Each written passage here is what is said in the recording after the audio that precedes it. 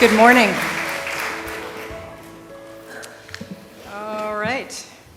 So, good morning, President Carter. Morning. I'm going to take a few minutes to introduce folks in the audience to one another. And I'm going to start with a welcome to President Carter. We're very glad to have you with us again for our fourth President's Day in a row that you've joined us. And I'd like to welcome all of our guests here in Plains High School Auditorium. We have some special visitors today. I just wanted to introduce, and maybe you could just wave or stand, is Ms. Kathy Burns from the Office of Senator Perdue, Mr. Jody Redding from the Office of Senator Isaacson, Mr. Peter Fryer from the Office of Representative Bishop, and Mr. Mike Chokas, the Georgia State Board of Education.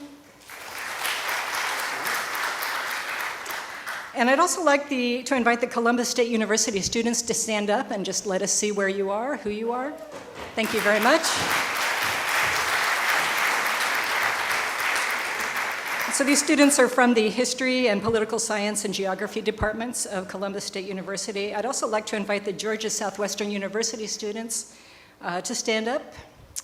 And let's see where you are. Relatively few of you, okay. And we are joined through the distance learning portal with 4 classes from around the country. And so I want to introduce them as well. They're from Custer High School in Custer, South Dakota, Seaman High School in Topeka, Kansas, joining us through the Board versus Brown of Education National Historic Site, Skagway School in Skagway, Alaska, and Diller Odell High School in Odell, Nebraska, again joining us from Homestead National Monument of America. And we're going to see them on the screen as the program goes forward, and let's pretend that they're there right now and give them a little round of applause.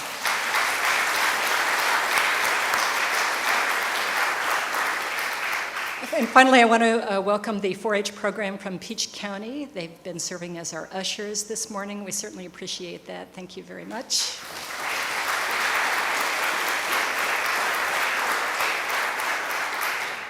And President Carter, the program is all yours.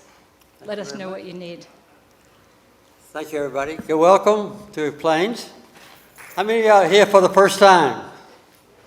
Oh, wow. Well, welcome, especially. Spend some time in Plains and some money if you got it.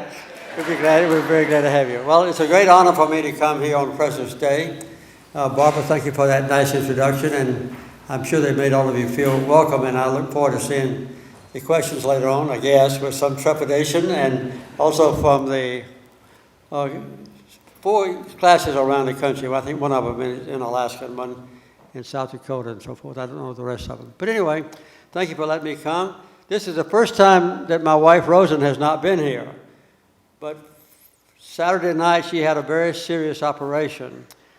About 50 years ago, Rosen had surgery, and they removed a tumor from her inside about the size of a grapefruit.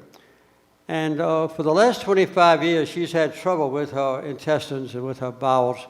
And so Saturday night, they operated and found that the scar tissue from the old operation about 50 years ago had strangled almost 2 feet of her small intestine.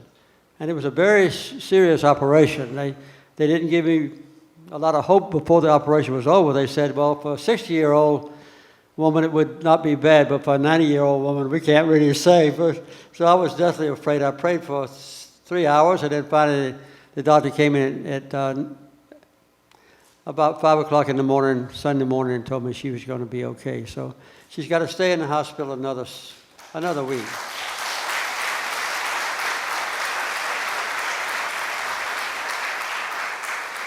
I've got 3 assigned subjects, but before I get that, just let me tell you how it was living in the White House.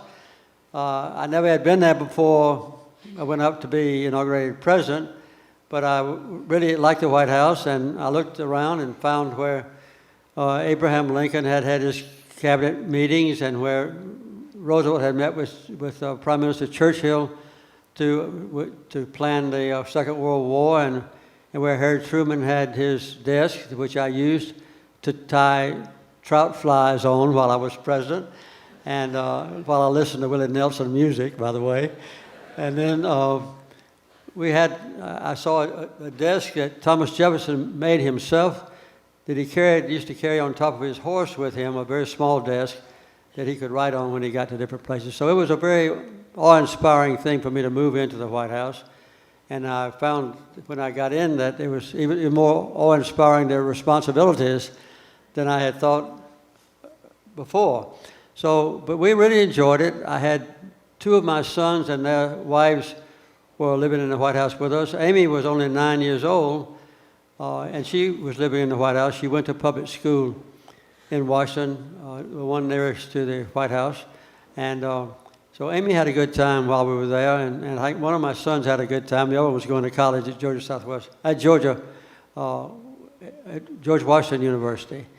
And so we had a very good family life in between the working days. And so it was a place also that was very close to Camp David. So whenever we could on the weekends, we would get on the helicopter and fly up to Camp David and spend the weekend. And at Camp David, there were cabins that had been constructed earlier by Franklin D. Roosevelt. As you know, he was handicapped, physically handicapped, and the earlier place for presidential retreat was in a very steep mountainous area in Virginia. So he wanted to have a place that was high enough to avoid gnats and mosquitoes, and one that was kind of level enough for him to walk around on with his crutches and so forth. So Camp David was a very nice place for us to go. Well, we had a lot of responsibilities there, and I've been asked to work on three things. And almost all of my early life had led to my experiences in the White House. I had been on the Sumter County Board of Education.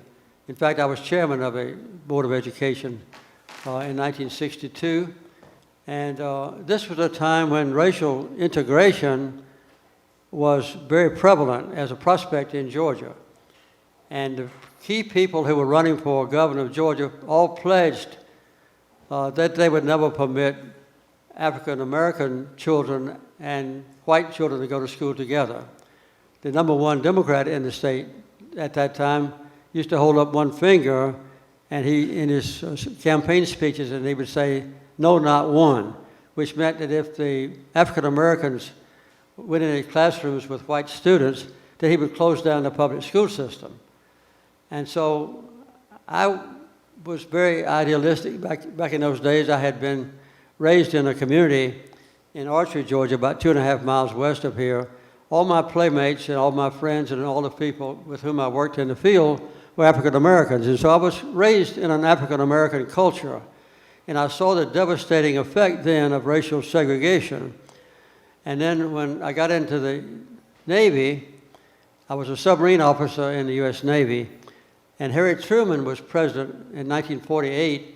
And he ordained, just as a matter of a privilege for the commander-in-chief, that racial segregation was over in all the military forces and in the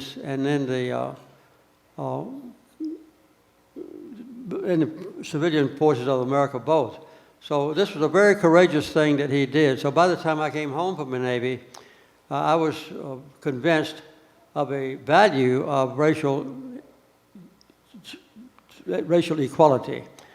So we enjoyed coming home, but had some difficult times because of that for a while. But anyway, when I was chairman of the school board, I was very much concerned about the Department of Education in Georgia being closed down. I decided to run for the Georgia Senate in 1962, and after a lot of legal problems, I was elected to the Senate, and my first request was to be on the Education Committee in the Georgia Senate.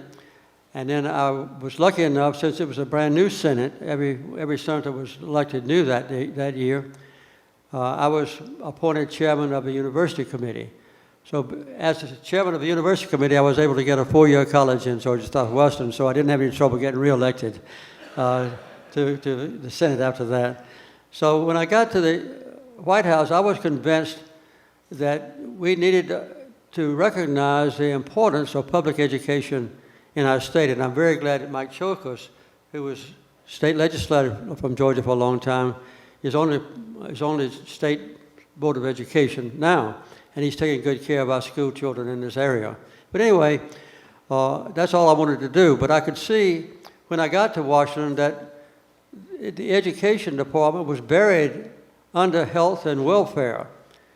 The name of the department was HEW, Health, Education, and Welfare. And I was determined to elevate education to a high position in the federal government. So it took me a long time, but by 1979, after I'd been in office for 2 years, I was able to reorganize the government, and I announced that we would have a separate Department of Education, but I still had to get it through the Congress. So this took until May 1980. So in 1980, and early in May, the new Department of Education was created in the United States, and education was elevated to a full cabinet position. So from then on, Judge Hufstetler was appointed by me to be the first chairman of the Department of Education. So she became a full member of the cabinet, and she was approved by the National Senate by a vote of 98-2. So she was an overwhelming favorite to be head of the Department of Education. Judge Hufstetler had been appointed to the judgeship earlier by Lyndon Johnson, and then I was able to elevate her as president before I appointed her to the Department of Education to an appellate court judgeship. She was the only one in the nation then who was a woman and was head of an appellate courtship. So she was a justice, and I think she was destined to be a member of a Supreme Court. But when I talked to her in November of 1979 about the prospect of taking over the Department of Education, she gave up the federal judgeship and agreed with me that she would be the first chairman or head of the Department of Education. So Judge Shirley Hufstetler became the head of the Department of Education. So we had an official dedication of that in May. My daughter Amy, who at that time was 11 years old, participated in the ceremony, and Judge Hufstetler was there. So from then on, the department was operating with full authority since the Congress had approved the department in early May 1980. So before that, I would say that the Department of Education was primarily responsible just for lawsuits concerning busing and concerning integration. So they were almost full-time spending their time defending the federal government in lawsuits. So that was a very wonderful thing that we did then. It was a very complicated law that we finally got passed through the Congress. One of the small facets of it was Title IX. Any of you here know what Title IX is? What's it relate to?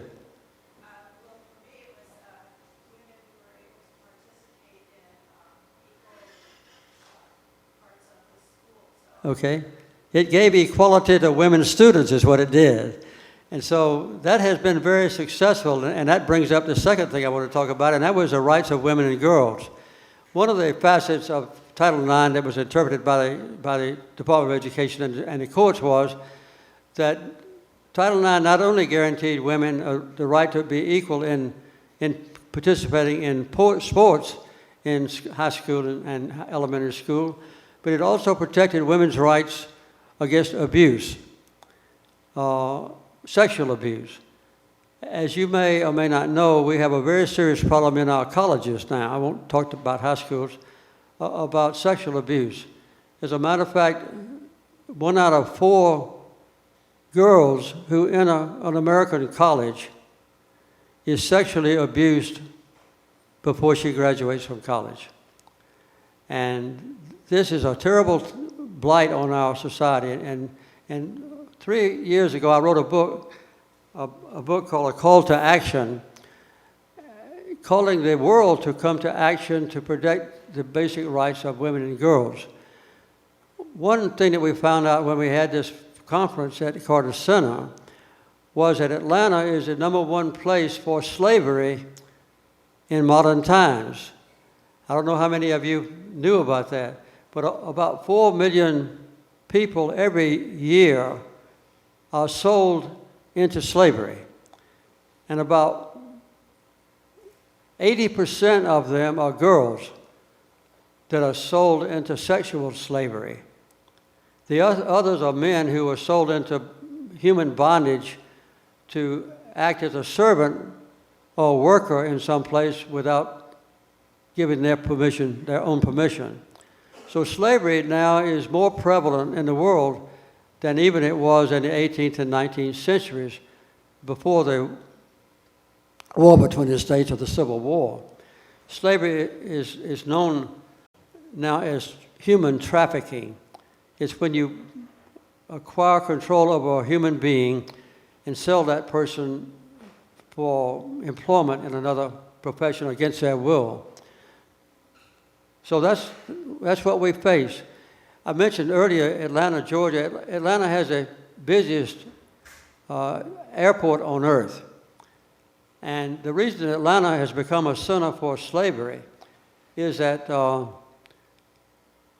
lot of the passengers that come into Atlanta are from the southern hemisphere. So quite often the passengers are, more than most airports in the world, are either African American or Hispanic with dark skin. And the New York Times had an article in it early last year that pointed out that a girl who had dark skin could be bought in Atlanta, Georgia for $1,000. And the owners of whorehouses or brothels buy those girls and force them into sexual slavery. They have to become prostitutes in order to keep from being sent back to their home or punished severely. And so they also analyzed that those brothel owners could have an annual income of about $35,000 from a girl that they had paid $1,000 for. So that's just one example of that. We have a very great university system in America, as you know, but that's one of the blights that we still face with the abuse of girls who are taken into sexual slavery. Another source of great pride for Americans is our military services.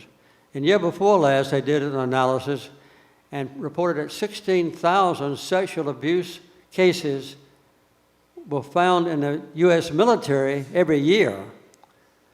And so there's been a great deal of effort by the U.S.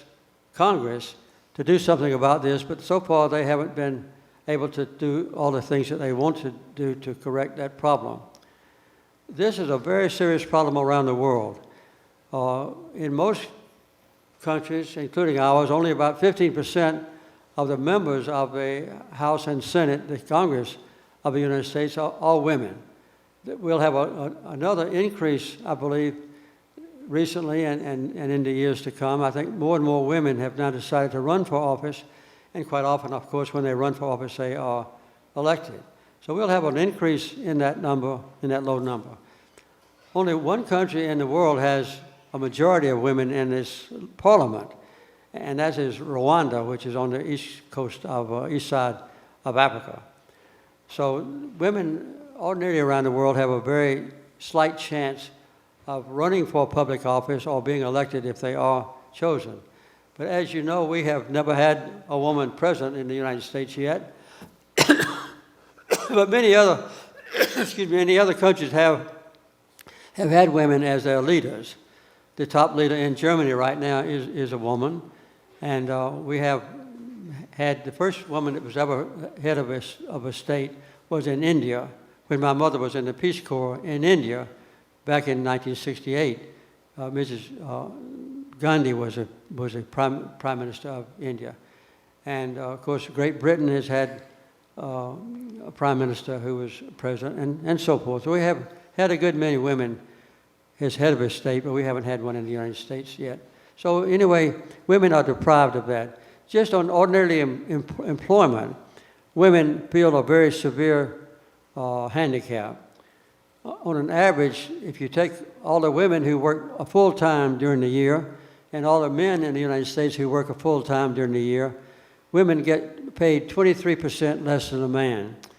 So if a woman gets paid, say, $75, a man gets paid $100 for the same work. So that still prevails in our country. A couple of years ago, I wrote an editorial for the New York Times,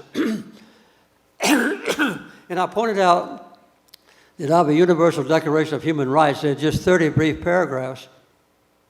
And I would suggest that all of you look it up on Google or something like that, Universal Declaration of Human Rights, and you can read them in 5 minutes, but it outlines all the things that the world recommended back in 1948, and all the countries agreed to it, that would treat everybody equally. And I pointed out then that in the United States of America, which is obviously a very great country, that 10 of those 30 paragraphs are not being honored. We are violating 10 of the 30 requirements for the Universal Declaration of Human Rights. So the worst violations are in the world. The worst human rights violations in the world are against women and girls. On an average year, there are about 125 million girls who are forced to marry when they're underage. Some of them as young as 8 or 10 or 12 years old. And when I was a member of the Elders, an international organization founded by Nelson Mandela, we organized a program called Girls Not Brides to try to work on a nationwide basis to keep girls from being sold into marriage at a very early age. So you can see the importance of emphasizing the rights of women and reminding people what those rights are. There are many other abuses that I could mention, but I don't want to do it just to save time.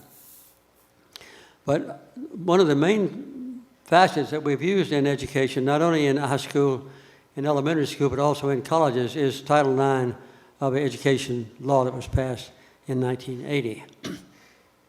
That gives the law enforcement officials an opportunity to go into a college when boys are raping girls or taking sexual advantage of girls against their wishes, and to provide punishment or to expose the boys so that they'll be expelled from college. I've spoken at Harvard University and Yale University and Princeton University just all in 1 week when I was promoting the sale of my book. And it's been a very successful book. I also made a pet talk on that subject. The last subject I was asked to mention is the relationship between presidents and the news media, president and the press.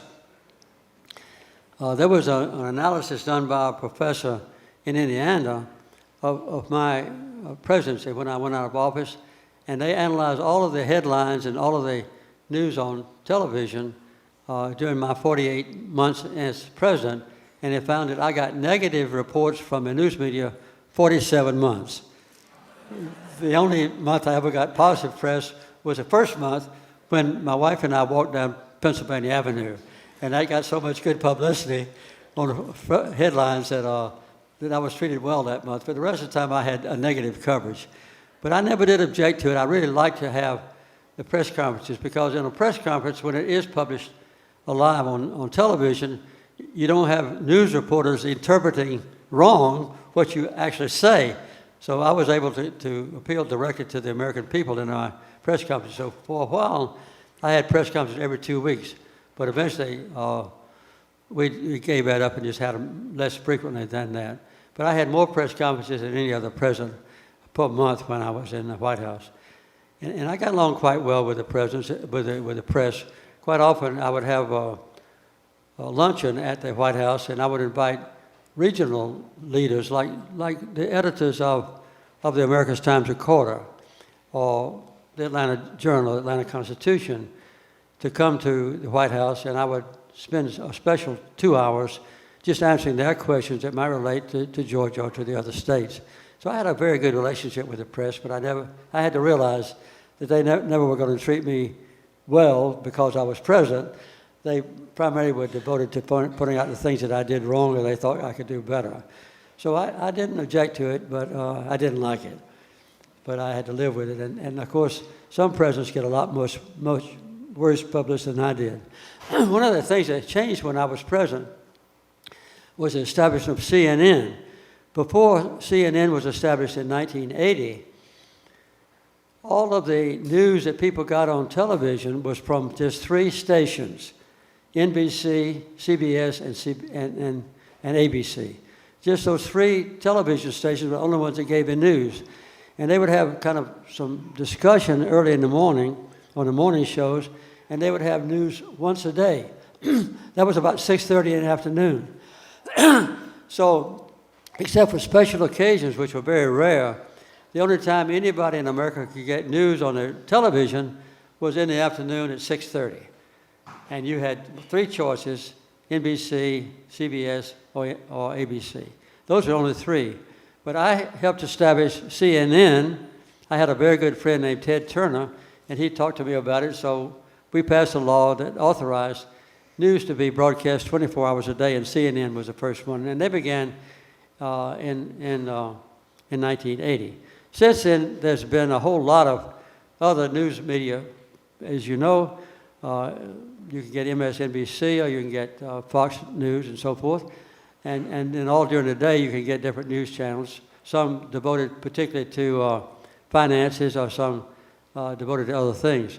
So now you can go into a room like this, and you can put up a television antenna, and you can't see the waves in the air, but in the ether, but you can get 250 channels of television with color and with moving pictures now, and to entertain yourself or to give you information. And that's all developed since I've been president. In addition to that, of course, you have social media. Now with Facebook and Twitter, I don't even have to ask you how many of you use Facebook and Twitter. I don't, because I like to kind of be born by myself and isolated, but everybody that's kin to me uses those, including all my children and grandchildren. I have 21 of them. They all use social media. But we know that recently there's been a lot of abuse made of those social media. But I have to say that it's opened up an unprecedented avenue between the United States citizens and citizens around the world. When I go to a place like Uganda or to Ghana, almost every citizen that I meet has a cell phone. And so they can stay constantly in touch with what's going on around the world, and they can communicate with other countries as well. So all that has opened up a wonderful opportunity for you that I didn't have when I was first elected president, much less when I was a child your age. So anyway, that's what's happened with the news media. And we know that now we have just discovered this past weekend that Russia has been using social media in this country to try to distort the outcome of the American election of 2016. They did not succeed, by the way, to change votes as far as we know, but they still were trying, and all of our intelligence agencies say that they're going to try again in 2018 and subsequently. So they not only do that in the United States, but they do it in other countries, and I don't know whether or not, if I did, I wouldn't tell you, that the United States might do that in other countries as well. But anyway, social media has become a very important thing. And one of the nice things about using Facebook or Twitter is that the Russians, if they wanted to change votes in America, could focus on a particular community or a particular kind of people. For instance, they could have a special program designed just for school teachers. And so they would concentrate on how they preferred that you vote if you were a school teacher, and so they could send Facebook programs or Twitter things to you if you're a school teacher and change your vote. So that's what's developed now with social media. The last thing I want to mention before I answer the question is, I got a special award this year from Bass Pro Shop as being the outstanding conservationist in my lifetime. And they gave me a big award, which is going to be located here in Plains High School. And they also are giving me a fishing boat of my choice. which they're going to deliver down here next March.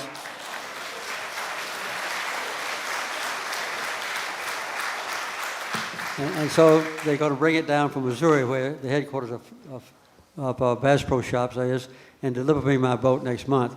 So anyway, that's not what I wanted to talk about. I wanted to talk about the award, which is going to be located in Plains High School, so everybody can see it who comes here.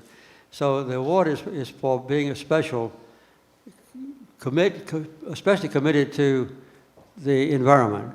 And the reason they gave me this award is because of my record with the Park Service. The Park Service that I host today, as you know, and Barbara representing, I think she's impatient for me to quit talking. So anyway, I was able to double the size of a national park system when I was president. I tripled the size of the wilderness areas. And when I got anointed as an honorary National Park Ranger, I have the hat to prove it at home. I didn't wear it this morning. They pointed out that I had helped to establish 40 national parks out of about 200. So it's that award of which I'm very proud, and I want to mention. So thank you. That's my speech. And now I'll turn the program back over to Barbara. Thank you very much for letting me talk a little bit too long. Thank you, President Carter. That was actually wonderful. So just continuing on that national park theme, I don't know if you all noticed the posters at the back of the room here, but they are from parks that were established by President Carter.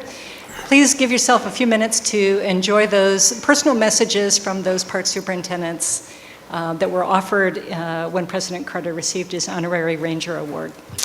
So the next part of our program is going to be led by Marley, and she's got 5 questions from students. And so Marley, over to you, and we look forward to hearing your students' questions.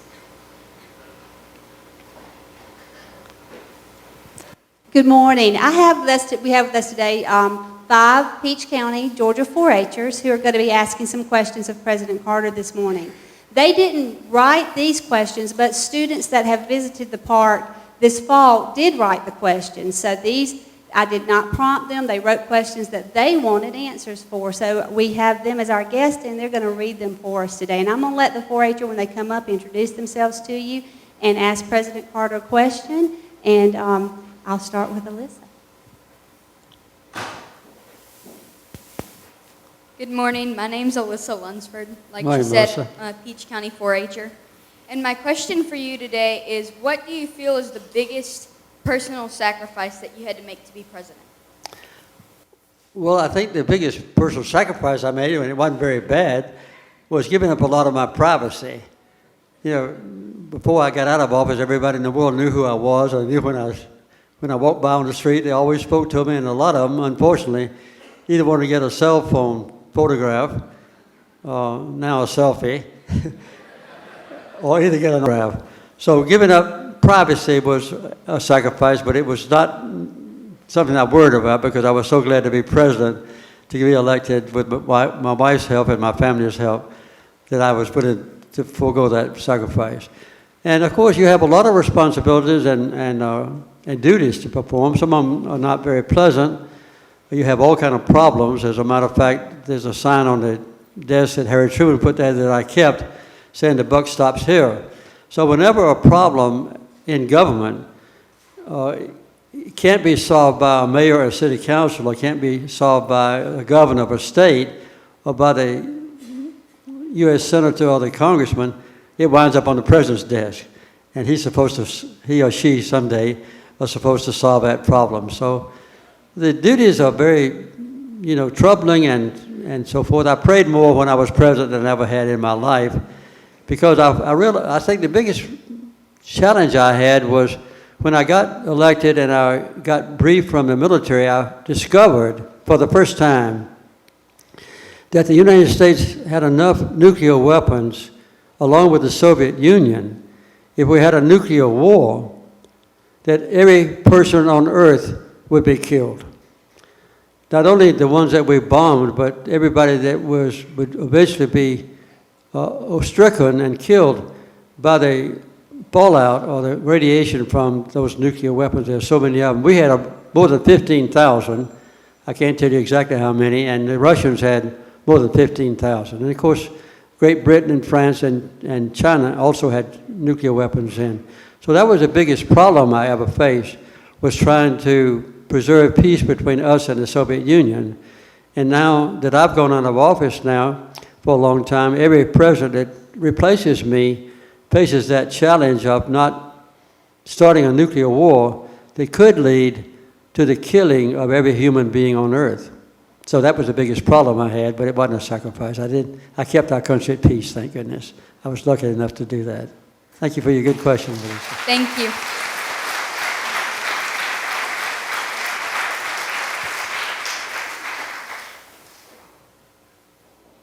Good morning, President Carter. Morning. I'm Abigail Turner, and I'm from Fort Valley, Georgia. And I have a question for you today about compromise. So I think that the failure to compromise has stopped our leaders from being able to effectively govern. What do you think it would take to end the decisive nature of politics in America today? Well, our country is rapidly becoming not a democracy, but a theocracy, where it's controlled by the rich and powerful people in our country. And that's been caused by the massive influx of money into the political campaign. When I ran for president against Gerald Ford, who was an incumbent Republican, and then 4 years later when I ran against Ronald Reagan, who was a Republican, you know how much money we raised for our campaign? How much? Zero. We didn't go to anybody to ask for a contribution. We just used a $1 per person that people fill out or give when they fill out the income tax. And the most that a person could give was $1 for the general election. So nowadays, the outcome of the election for president, even for the nomination for Democrat and Republican candidate, is determined by how much money they can raise. You couldn't possibly be nominated as a Democrat or Republican candidate for president unless you were willing to spend and raise, I'd say, at least $200 million. And we didn't have to raise money like that. So that's been one of the great changes that have taken place. The other one is that congressional districts and others have been gerrymandered. You know what that means, gerrymander? Gerrymander is when you change the geographical outline of a congressional district or a state and local House member to accommodate a particular party that happens to be in power. So in a state like Georgia, if a majority of the House and Senate members in the state legislature are Democrats, or Republicans say now, and you have a Republican governor, then they can write the outline of the congressional districts or House and Senate member districts to favor their party.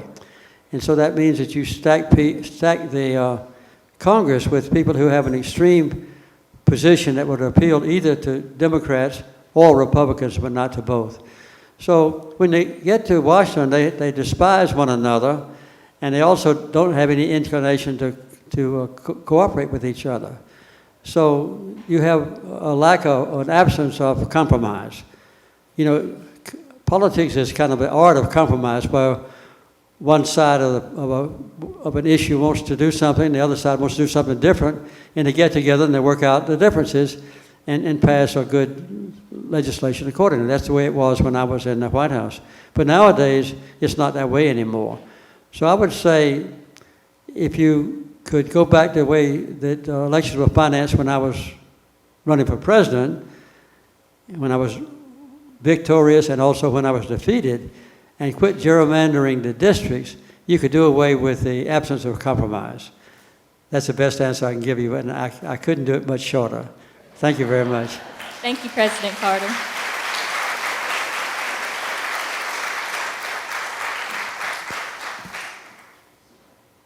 Hello, President Carter. Good morning.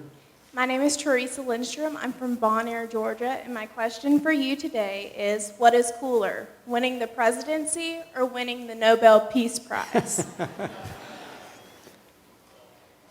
Well, winning for president was not a surprise because I worked on it for more than a year. And my wife campaigned, my oldest son and his wife campaigned, My middle son and his wife campaigned. My youngest son and his wife campaigned. My mother campaigned. And my mother's youngest sister campaigned. So we had 7 campaigns going on all the time. So by the time we finally won against Gerald Ford, a very fine man, I was not surprised. But when I got the Nobel Peace Prize, I had no idea I was going to get it that year. And so the Secret Service called me about 4 o'clock in the morning, which they rarely wake me up, in the middle of the night. So I answered the phone very sleepily, and they said the Nobel Committee is going to call you in about an hour, and they want to be sure that you'll be by the telephone. So not have to tell you that I was by the telephone. So when the Nobel Committee chairman called me from Oslo, Norway, and told me I had won the Nobel Peace Prize, I was really happy and thrilled. So that was in 2012 that I got the Nobel Peace Prize. By the way, that was a very happy time, and there was nothing negative about that. I didn't have any problems. I didn't have to give up anything. I just went over and enjoyed myself and took my whole family with me. So I would say that both of them were very happy times in my life, and both of them were very gratifying, and I'm very proud of having been President of the United States of America. I'm also very proud of being a laureate for the Nobel Peace Prize. Thank you for the question. Thank you.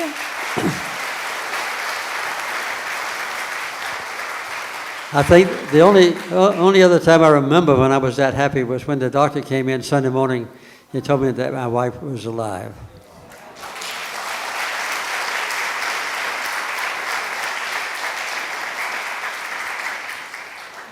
Good morning.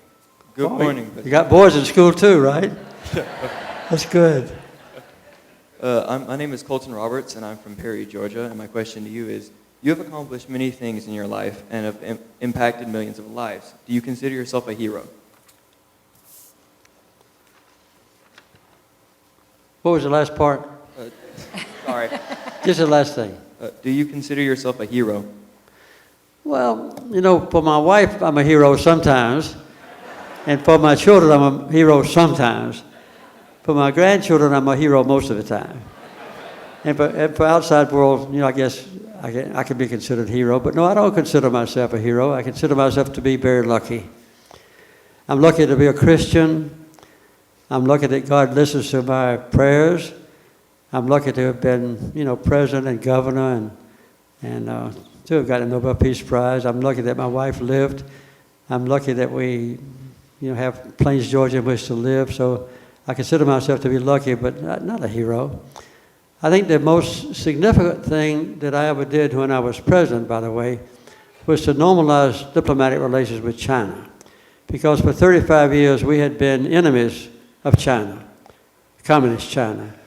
And I decided in 1979 that I would normalize relations with China. So I think that the United States and China becoming friends and being able to cooperate in good things around the world like global warming or like diplomatic things or keeping peace is one of the most significant things I've done.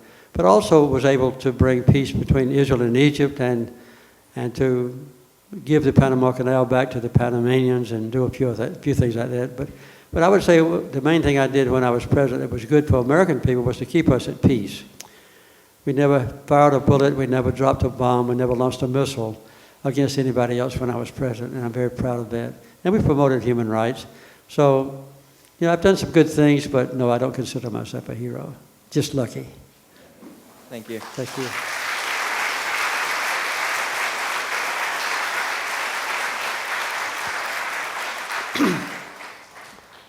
Hello, my name is Jasmine Stevens, and I'm a Peach County 4-H'er. My question for you today is, did you ever feel that you had to compromise your beliefs to please the American people when you were president? Well, I've answered this question sometimes before, not exactly like that. I never did do anything in office that I felt violated my Christian beliefs. I'll say that. So I had to compromise my first belief or my first preference on a lot of legislation that we passed, because when it goes through the Congress, even if the president says this is what I want, you have to wait a long time to get it, or Congress changes it. But then at the end of it, that period, if the Congress changes something more than you want them to do, then you can veto the bill, and Congress has to get a 2/3 majority in both House and Senate to override the president's veto. They never did that to me. So I had to compromise on occasion, but that just meant accommodating other people's good ideas. And quite often, the first idea I had about something turned out to be not the best one. So quite often, the changes that were made in my idea, a lot of times were, I'd say, better. But sometimes they were not the better. So I had to live with that. But I took an oath before God when I went into the White House that I would always, carry out the Constitution and laws of America. So when a law was passed, I had to go by it, even if I didn't like everything in it. So I had to compromise, but that's what we're missing now, I think, in America, which is one of the previous questions. We need more members of Congress that are willing to compromise, and maybe more presidents that are willing to compromise as well. So compromise is not a bad thing. If you're just too proud of yourself and too egotistical and so forth, then you don't want to compromise. But if you do like Jesus said, and listen to other people and not put yourself higher than anybody else in the eyes of God, then, it's not hard to compromise. Thank you for your question. Thank you.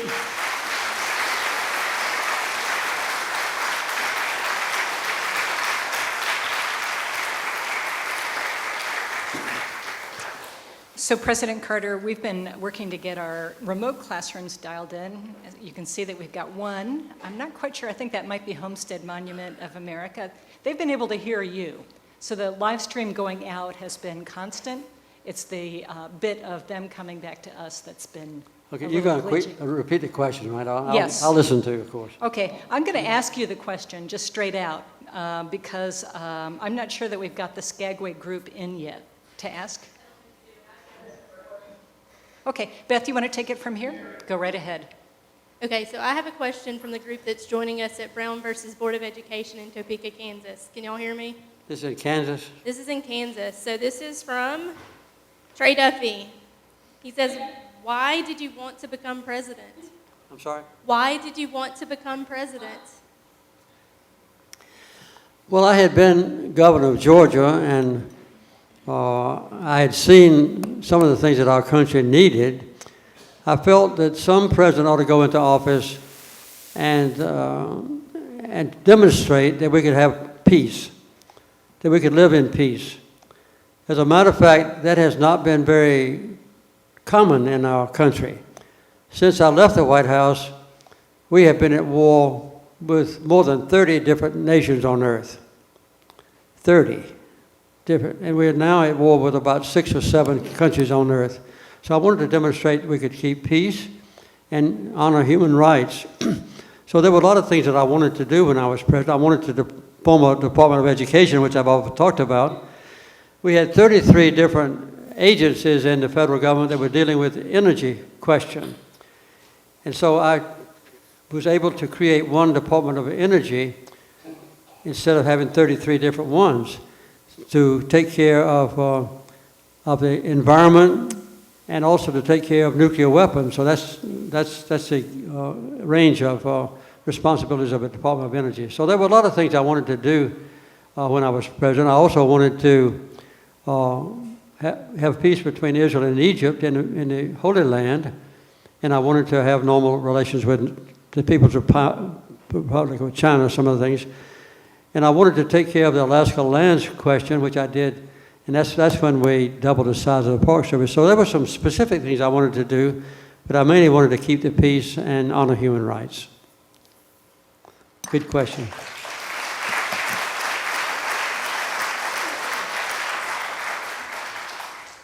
Homestead, did y'all have a question?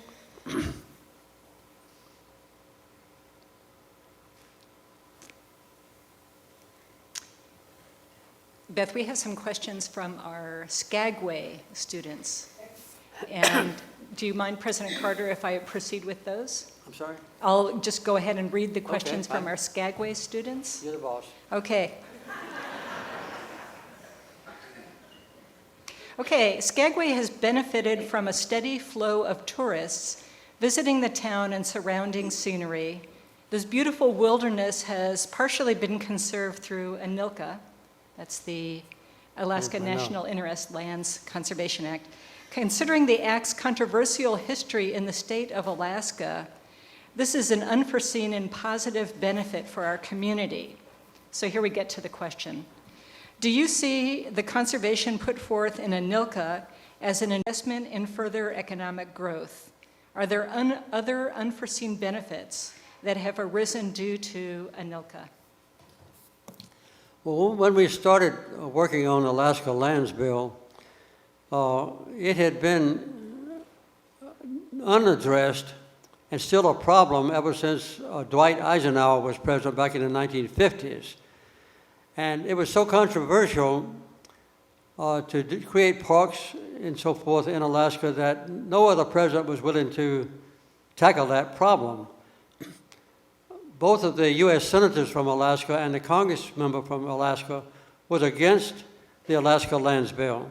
They did not want to see their fishing industry and their logging industry and so forth, or their hunting rights abbreviated.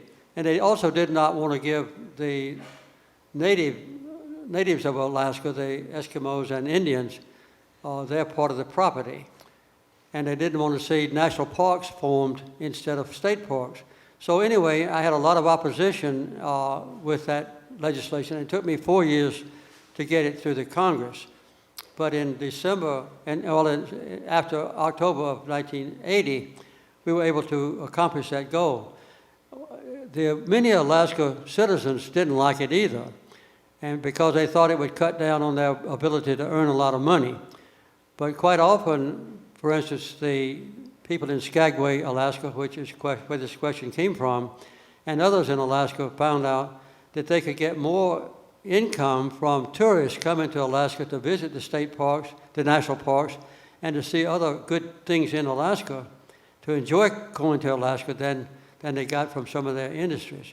So I think that most people in Alaska now are in favor of the Alaska Lands Bill. When I was president and I would go to Alaska to make a speech or something, I had to double the number of Secret Service that went in with me just to protect me from the Alaska people. And I remember they had a state fair one time, and they had 2 targets up there where people could throw baseballs at, and if they hit it, then the clowns fell in the water. And one of them was Ayatollah Khomeini, who was holding our hostages, and the other picture was of me. And more people preferred to throw at me than to throw at the Ayatollah Khomeini. So I had a very bad time with the people of Alaska back in those early days, but once ANILCA, the Alaska Lands Bill, went into effect, the Alaska people have seen that it's a great benefit to the state economically, and it's given them a chance for a lot of more people to move into Alaska, and it's given the citizens of Alaska more opportunity to meet with other people in America. So I think it's been good for Alaska all around. It certainly has been good for the Park Service, and for me personally. I've been to Alaska several times.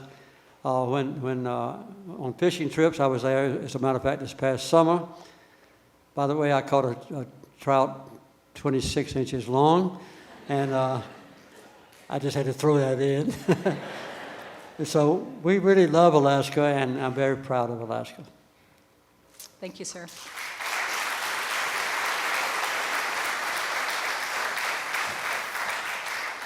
All right, and one more question from this group, and it's a 2-part question, and I think they kind of rely on each other. This question is, how did you interact with the press while you were President of the United States?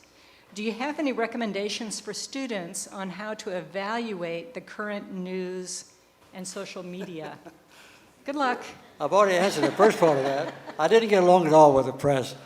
But then we had a very limited number of television stations and so forth that covered the White House and gave news at all. Now you can have news all day long and you can concentrate on the one you want.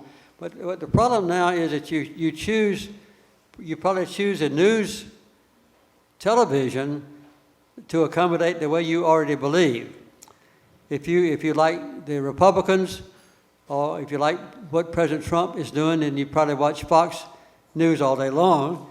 And if you like the Democrats, or you don't like President Trump, then you probably watch CNN or MSNBC or one of the others all day long. So I think one way that the students can accommodate both sides and learn more is to make a habit of shifting back and forth between the Republican station, basically like Fox, and the Democratic stations like MSNBC and CNN. And you don't have to make a choice. Just look back and forth every now and then, even if you don't want to. And I think you'll get a much more balanced view of the news. So that's the best way I can recommend students to get a more balanced view on the news. And of course, you can read the local newspapers. I think the Atlanta newspapers used to come to Plains every day, twice a day, as a matter of fact. We always used to get the Atlanta Constitution when we woke up in the morning, and in the afternoon we always got the Atlanta Journal. Now those papers don't even come to Plains. So I have to read the Washington Post and the New York Times and the Atlanta newspapers on the internet every morning. So we have a lot of ways to get news now, and I think we get a wide range of news coverage. So watch both sides of the arguments and then make your own judgment. Thank you, sir.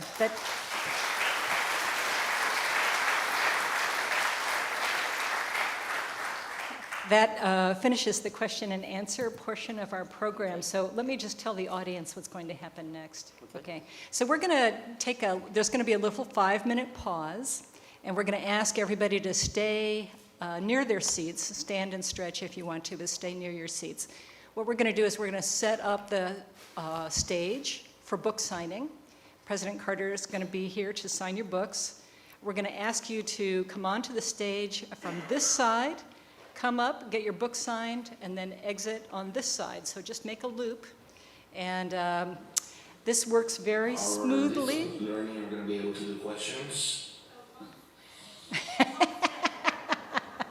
Unless, of course, we have to do a little detour. Okay. Hey, What's Ramon, going on? do you have your question ready? Can you do one more, President Carter? Yeah.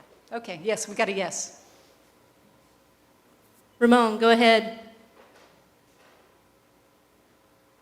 Fred here from Homestead National Monument. We have a student who would like to make a question to Mr. President.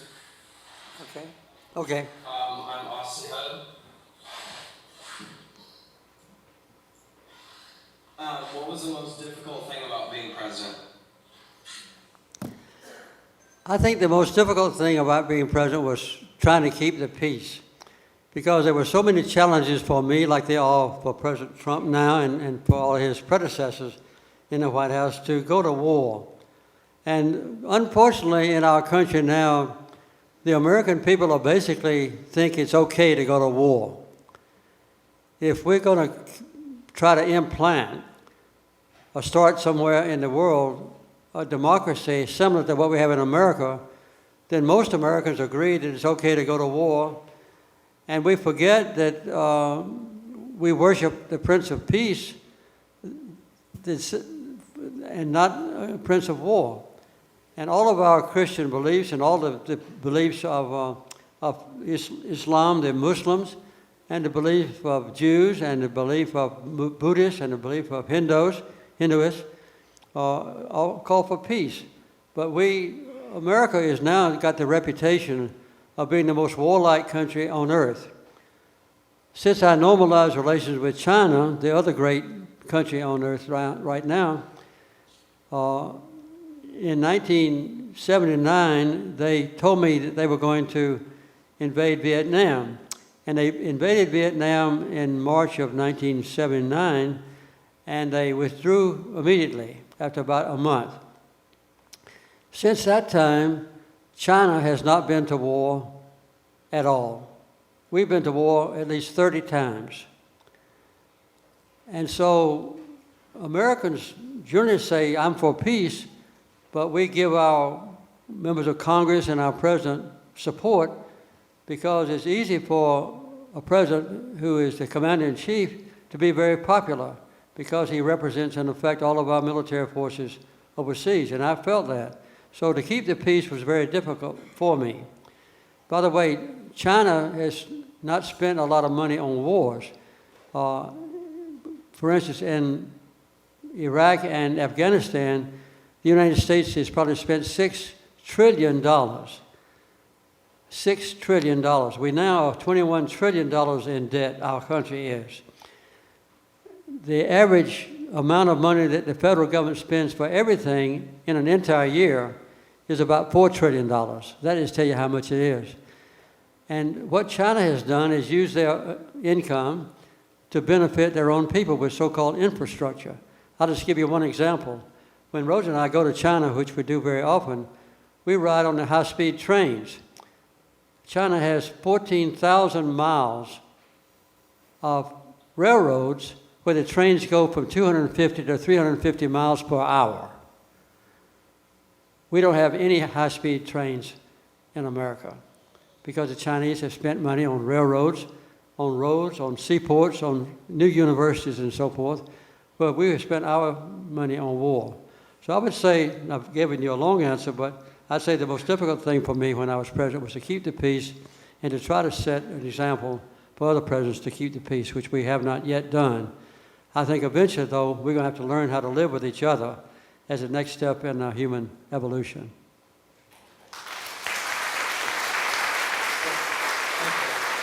Do we have time for one more question? Oh, me? Yes. Yes. Hi, I'm from Delaware. My name is Ashlyn Vanover. What made you decide to go into politics? Well, I never did go into politics until I was 38 years old. But I was on the county school board in Georgia when I was appointed by the grand jury. At that time, all the school board members in Georgia were appointed by grand juries. So they would choose what they thought was the best school board member in the county, and which was often just white people.